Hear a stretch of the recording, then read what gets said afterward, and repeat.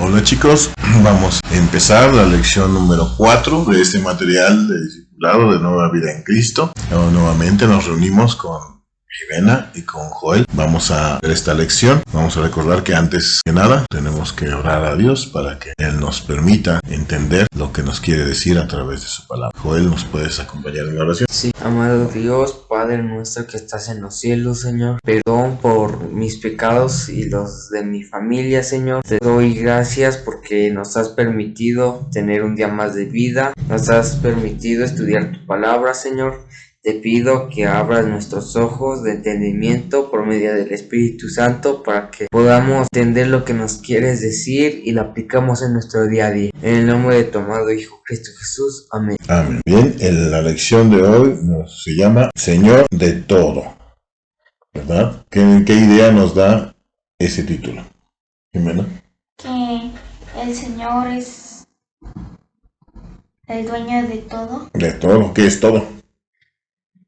Nuestra vida. Del mundo, de la creación, de lo que hacemos y de nuestra vida. Una vez que rendimos nuestra vida al Señor, ya pasamos a ser parte de Él. Y aquí dice abajo, ¿quién manda en mi vida? Muchas personas afuera dicen, mi vida mando yo, ¿verdad? ¿Sí? Yo mando en mi vida. ¿Es cierto esto? Vamos a verlo a través de esta lección. Sí, es cierto que, como dice mucha gente allá afuera, yo mando en mi vida.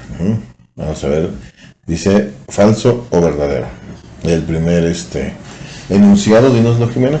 Dice, ¿tengo el derecho de controlar mi propia vida? ¿Falso o verdadero? Falso. ¿Por qué? Porque cuando aceptamos a Cristo somos criaturas de Dios. Muy bien, somos hijos de Dios. El siguiente enunciado, Juan. Si rindo el control de mi vida a Cristo, Él me quitará todas mis diversiones. ¿Tú qué piensas? ¿Te quitará la diversión? Es falso. ¿Por qué? Porque la diversión no es estar en pecado. El pecado no es diversión, ¿no? Sí, para la gente del mundo puede ser más divertido, ¿no? Pero cuando sabemos lo que a Dios le agrada, pues ya sabemos realmente qué es lo que podemos hacer y qué no podemos hacer. ¿Y tú, Jimena, qué dices? El segundo último enunciado, ¿qué dice? Yo sé cómo manejar mi vida. Nadie más tiene derecho a mandarme. ¿Tú qué piensas? Que es falso. ¿Por qué? Porque Dios es el creador de todo y Él tiene el derecho de mandarnos. Bueno, nosotros que hemos rendido nuestro corazón a Él, que lo hemos aceptado como nuestro Dios, nuestro Salvador, nuestro Señor, ¿sí? Ya no, dice su palabra, no, ya no nos pertenecemos. Ahora le pertenecemos a Dios, ¿verdad? Bueno, vamos a ver el primer punto, dice, ¿quién es mi dueño? Léelo, Joel. Uno de los títulos más usados para referirse a Cristo es Señor. Aunque el mundo de hoy vive en rebeldía contra Dios, un día toda rodilla se doblará ante Cristo y toda lengua confesará que Jesucristo es el Señor. Filipenses 2, 10 al 11. A ver, Filipenses 2, 10 al 11. Muy bien, Joel, ¿nos lo ves? ¿Ya lo tienes? Módelo 2, 10 y 11. Para que en el nombre de Jesús se doble toda rodilla de los que están en los cielos y en la tierra y debajo de la tierra, y toda lengua confiese que Jesucristo es el Señor, para gloria de Dios Padre. Muy bien, esa palabra Señor, ¿sí? ¿Qué nos quiere decir? Señor no nada más es el Señor, como nosotros a veces aquí en México lo pensamos, ¿no? Señor, fulano tal, Señor, ¿no? No. Señor como tal, esta palabra nos remonta a la época de Jesús. En esa época el Señor era el dueño. Esa palabra representaba muchas cosas, ¿sí? Entre ellas que a la persona que le decían Señor era el dueño de algo, incluso hasta de alguna persona, porque en esa época ¿sí? Había personas que se vendían como esclavos, y entonces en ese sentido, el que era el Señor, era el dueño incluso de la vida de esa persona, de esa otra persona. Entonces, en ese sentido, está, cuando decimos a Dios, nuestro Señor, ¿qué estamos diciendo? Nuestro dueño completamente. Somos de Él. Dice, somos sus siervos. ¿Qué es un siervo? ¿Una oveja? No, ¿qué es un siervo? El que sirve. Ese es un siervo. ¿Sí? Siervo es el que sirve. ¿Sí quedó claro? Entonces, ya vimos Filipenses 2, 10 y 11, que dice, para que en el nombre de Jesús se doble toda rodilla de los que están en los cielos y en la tierra y debajo de la tierra, y toda lengua confiese que Jesucristo es el Señor, para gloria de Dios Padre. ¿Qué significado tiene la expresión Jesucristo es el Señor de mi vida? ¿Qué es el dueño de mi vida? Es el dueño, el completamente dueño de mi vida. La segunda pregunta, ¿por qué merece tener Cristo control sobre mi vida? ¿Qué dice Colosenses 1:16, Jimena? Sí, dice, porque en Él fueron creadas todas las cosas, las que hay en los cielos y las que hay en la tierra, visibles e invisibles, sean tronos, sean dominios, sean principados, sean posteados. Todo fue creado por medio de Él y para Él. Sean potestades. Sí, entonces, ¿por qué merece tener Cristo el control de mi vida? Según Colosenses 1:16. Porque Él fue el que creó todo. Él es el creador de todo, ¿verdad? Segundo de Corintios 5:15, Joel. Y por todos murió, para que los que viven ya no vivan para sí, sino para aquel que murió y resucitó por ellos. Porque Él pagó un precio también. Cristo pagó un precio por nosotros. ¿Cuál fue ese precio? Su vida. Su sangre, su vida, ¿verdad? Él dio su sangre por nosotros. Entonces, Él nos compró. ¿A quién pertenece mi vida ahora? A Jesús. A Jesús, ¿verdad? Él es nuestro, ¿cómo le decimos? Redentor. ¿Qué significa eso? Que te liberó. Redentor antes se denominaba una persona que compraba a un esclavo, ¿sí? Él tenía el derecho sobre esa persona y si quería lo podía liberar, ¿sí? Entonces por eso le llama, lo podía redimir, ¿sí? Entonces Jesucristo hizo eso con nosotros, ¿sí? Nos compró, ¿sí? Al precio de su sangre, ese fue el costo que Él pagó, ¿sí? Y nos dio la vida eterna. Por eso Él es nuestro Redentor. Entonces, ¿cuál es mi respuesta? Si Cristo es mi dueño, ¿cómo debo corresponder? Según 2 de Corintios 5:15. ¿Cómo debo corresponder? ¿Debo vivir para Jesús? Exactamente. Nuestra vida, una vez que somos de Él, debemos entregarla a Él, ¿verdad? Sí.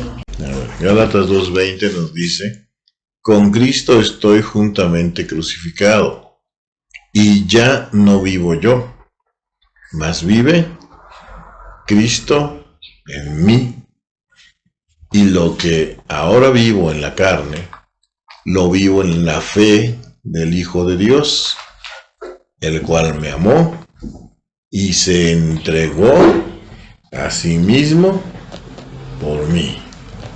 Es un versículo muy bonito, ¿verdad? ¿De qué nos dice? Nos da un resumen de lo más esencial de lo que es la vida cristiana.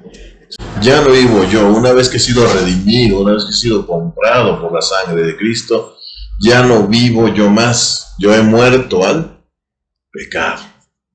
Y ahora tengo una nueva vida en Cristo. Por eso ya no vivo yo, mas Él es el que vive en mí. ¿Sí? Entonces, vive Cristo en mí. ¿Qué significaría eso? Ahora Jesús tiene el control de mi vida. Ahora Jesús tiene el control de nuestra vida. Y dice otra cosa, estar crucificado con Cristo quiere decir que mi vida vieja murió o quedó atrás. Ahora tengo una nueva vida en Cristo con poder para vencer al pecado. ¿Sí? Eso quiere decir que con Cristo estoy juntamente crucificado. Así como Él murió, yo también morí, pero así como Él resucitó, también yo volví, como dice en su palabra, volví a nacer, como una nueva persona. Número 5 dice, ¿cómo debo vivir esta nueva vida en Cristo?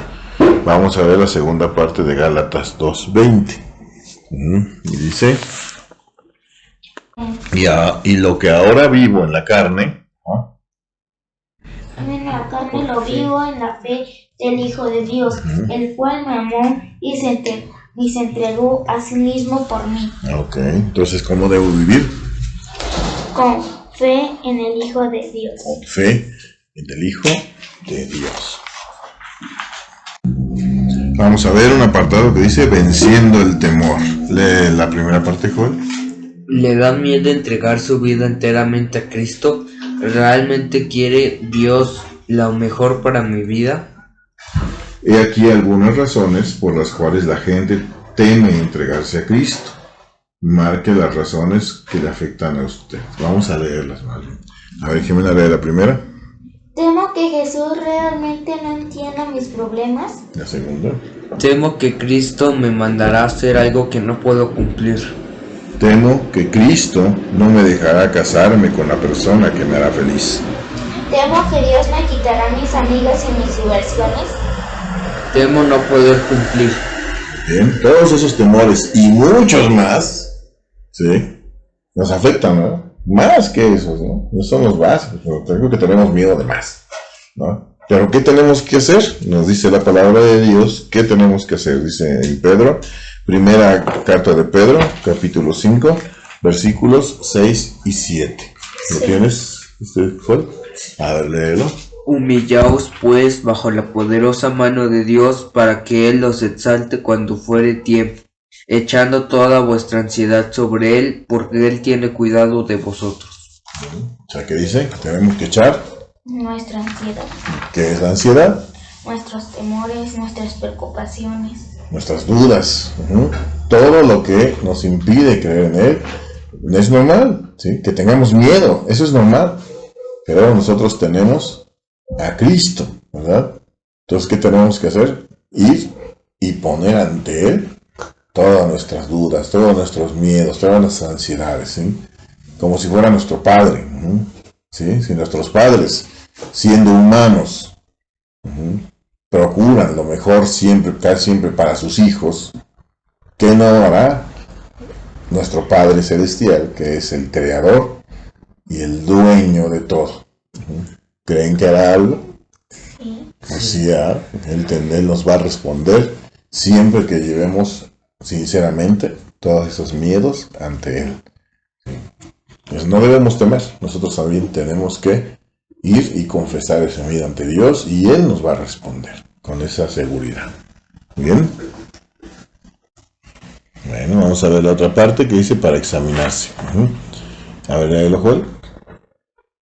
Hay muchas cosas que no son malas en sí, pero que pueden llegar a tomar el lugar que solo Cristo debe de ocupar en nuestras vidas. Marquen la siguiente lista las cosas que están obstaculizando la obra de Cristo en su vida. ¿Cuál es una? Pertenencias, ambiciones, diversiones, amigos, trabajo, hábitos, familia, su carácter. ¿Es malo que queramos tener pertenencias? No, ¿Es malo que queramos tener una carrera, no, una familia, No. que queramos tener dinero? no. Pues no, ¿verdad? En sí eso no es malo. ¿Qué sería lo malo, joven? Que eso llegue a tomar el lugar de Jesús. Que lleguemos a hacer de esas cosas nuestro Dios, ¿verdad? Cuando llegamos a querer tanto el dinero, entonces es dinero, llega a convertirse en nuestro Dios. Si estamos tanto anhelando nuestro trabajo se va a convertir en nuestro Dios. Y así. Entonces lo único que tenemos que hacer es evitar que esas cosas tomen el lugar de Dios en nuestra vida. ¿Bien? Sí. Bien, continuamos ahora con el número 6. ¿Quién lo va a leer? Yo. Lucas La 6. pregunta, ¿cuál es una buena manera para saber si Cristo es el Señor de mi vida? ¿Qué nos dice Lucas 6:46? Dice, ¿por qué me llamáis Señor, Señor, y no hacéis lo que yo digo? Sí, ¿por qué me llamáis Señor y no hacéis lo que yo digo? ¿Por qué? Entonces, la vez porque lo que habíamos visto, ¿verdad? Esa palabra no es un denominativo común, Señor, ¿verdad? El Señor se entiende que es alguien al que hay que obedecer. ¿Sí? Entonces dice, ¿cuál es una buena manera para saber si Cristo es el Señor de mi vida? Si lo que Si lo obedecemos. Si lo obedecemos. Perfecto. Siguiente, el número 7, Joel. ¿Por qué es tan necesario que rinda mi vida el control de Cristo? ¿Por qué? No puedo servir a dos jefes. Hay que Definir. definir si voy a servir a Dios o servir al mundo. No puedo quedarme bien con los dos. Lucas 6:13, ¿qué dice? Lucas 6:13. Ningún siervo puede servir a dos señores, porque o aborrecerá al uno y amará al otro, o estimará al uno y menospreciará al otro. No podéis servir a Dios y a las riquezas. Exactamente. Ahí nos dice Jesucristo nos estaba diciendo a los discípulos que nadie puede servir a dos amos, porque o amará a uno y aborrecerá al otro, ¿verdad? Y aquí nos dice claro que no podemos servir a Dios y al mundo. No podemos querer estar un rato con Dios y otro rato con el mundo, ¿verdad? Un rato con lo que nos gusta, ¿sí? Y al rato cuando me conviene me paso acá de este lado con Dios, ¿verdad? Dios no quiere medias tintas, o eres de acá o eres de acá. Pero no podemos estar en medio, ¿verdad?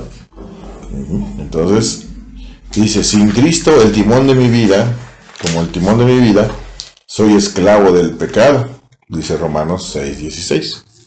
Léelo, Jimena. Dice, ¿no sabéis que si os sometéis a alguien como esclavos para obedecer, sois esclavos de aquel a quien obedecéis, sea del pecado para muerte, o sea de la obediencia para justicia? Muy bien, somos esclavos de aquel a lo que decidimos someternos.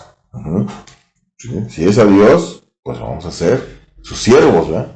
Si es al mundo, pues vamos a ser esclavos del mundo, vamos a obedecer todo lo que Él nos traiga, pero por desgracia no siempre nos va a traer cosas buenas, ¿verdad? Sin embargo, seguir a Dios, siempre Él nos promete tener lo mejor. Entonces, un día tendré que presentarme en el tribunal de Cristo para rendirle cuentas de lo que hice. A ver, 2 de Corintios 5:10.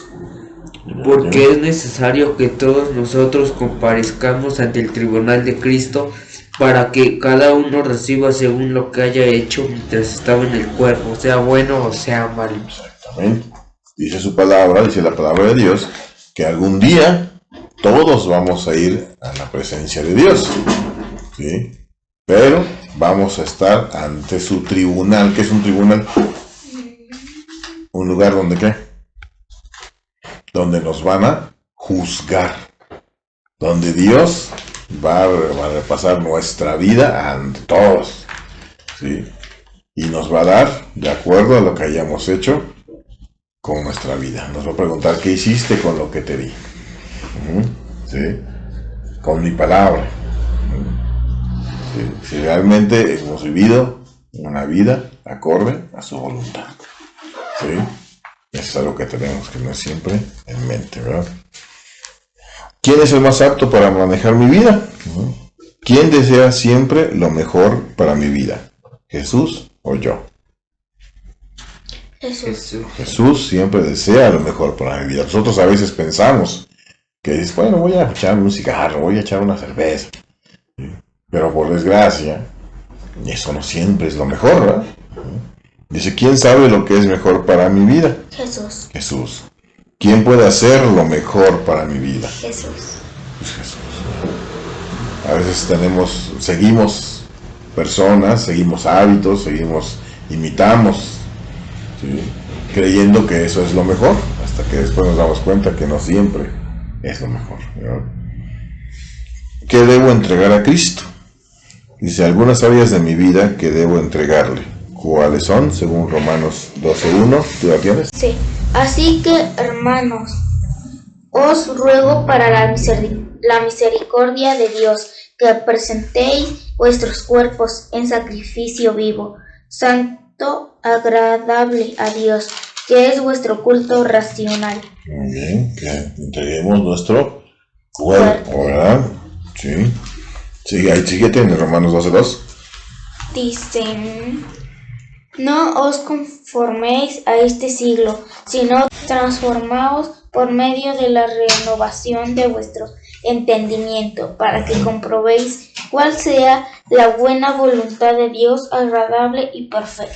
Entonces debemos entregarle nuestro entendimiento, ¿verdad? A ver, Joel, en Efesios 5:15 y 16. Mirad pues con diligencia, como andéis, no como necios, sino como sabios, aprovechando bien el tiempo, porque los días son malos. Entonces, ¿qué debemos entregarle a Cristo? Nuestro tiempo. Nuestro tiempo. Y según 2 Corintios 9:6-7, ¿qué otra cosa debemos entregarle? Pero esto digo, el que siembra escasamente, también segará escasamente, y el que siembra generosamente, generosamente también segará. Cada uno de como propuso en su corazón, no con tristeza ni por necesidad, porque Dios ama al dador alegre. ¿De qué habla? ¿Qué tenemos que entregarle a Dios? Nuestros bienes. Sí, nuestros bienes, ¿verdad? Dice que tenemos que darle nuestros diezmos, las primicias de nuestro trabajo, ¿sí? Con lo que Él nos da, tenemos que darle a Él. Entonces también tenemos que entregar a nuestro Señor. Una entrega diaria a Cristo. Romanos 12:1 nos exhorta a entregar nuestros cuerpos a Cristo. Ya lo habíamos visto, ¿verdad? Sí. Entregamos nuestro cuerpo a Cristo. La siguiente oración puede servir de modelo para esa entrega cotidiana. Léela, Jimena.